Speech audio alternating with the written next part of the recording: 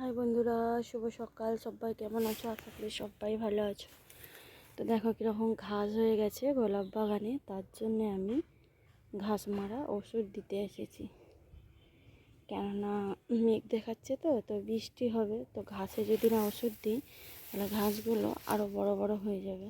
তো তার কারণে আমি ঘাস মারা ওষুধ দিতে এসেছি। তো দেখো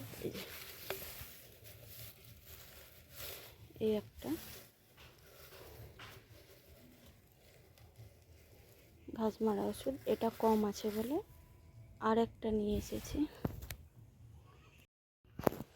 এই একটা, এটাই কম ছিল বলে এটাও নিয়ে এসেছি। তো দুটোই ঘাস মারা ওষুধ দেওয়া। তো এক ড্রামে, এই যে ড্রাম দেখছো, এই ড্রামে 30 ml করে, এক একটা ড্রামে 30 ml।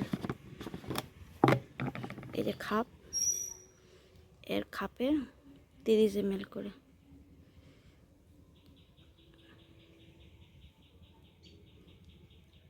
এক এক ড্রামে 30 ml করে দিতে হবে। তো আমার গোলাপ বাড়িয়ে টোটাল লাগবে 4 ড্রাম ওষুধ। ঘাস মারা তো একটু ভালো করে দিতে হবে। তাহলে বন্ধু দেখেছো আমরা গোলাপ বাগানে কী ওষুধ দিই ঘাস মারা। তো এমনভাবে দিতে হয় যেন না গাছে পড়ে, হাত নিচু করে পুরো দিতে হয়।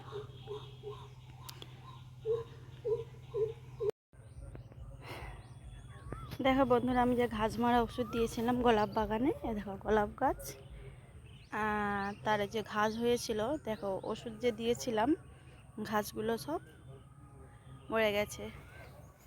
যেমন ওইখানটাই দেইনি, মানে ওইখানটায় শাক হচ্ছে, লাল আর সাদা শাক হচ্ছে, তার কারণে ওইখানটা বাদ দিয়ে দিয়েছি। দেখো ওইখানটায় ঠিক আছে, বাকি এগুলো দেখো ঘাস মারা ওষুধ দিয়েছি গোলাপ বাগানে। তার মানে এবারে আমাকে আর কোদালের কাজটা করতে হবে না, ঘাসগুলো ঘাস মারা দিয়ে দেওয়ার কারণে মরে গেছে। তো সব সময় কিন্তু দিলে হয় না। যদি তোমরা বলো যে তাহলে এত কষ্ট করো কেন, ঘাস মারা দিলেই তো সমাধান হয়ে যায়, না, হয় না। কারণ ঘাস মারা ওষুধটা খুব ভালো না।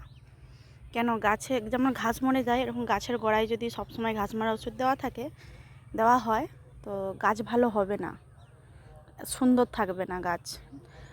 আর যেমন কথায় বলছি, এই বাগানটা আমার 8 বছর হয়ে গেল।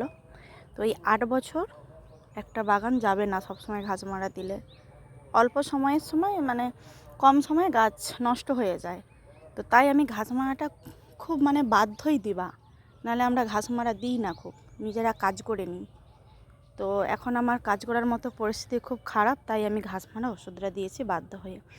তো এই ঘাস মারাটা দেওয়ার পর আবার গাছে ভিটামিন দিতে হয়, যাতে গাছের না ক্ষতি হয়। দেখলে এইরকম চাষ করলে অনেক রকম পদ্ধতি আছে, তো সেগুলো মানতে হবে গাছ ভালো থাকার জন্যে।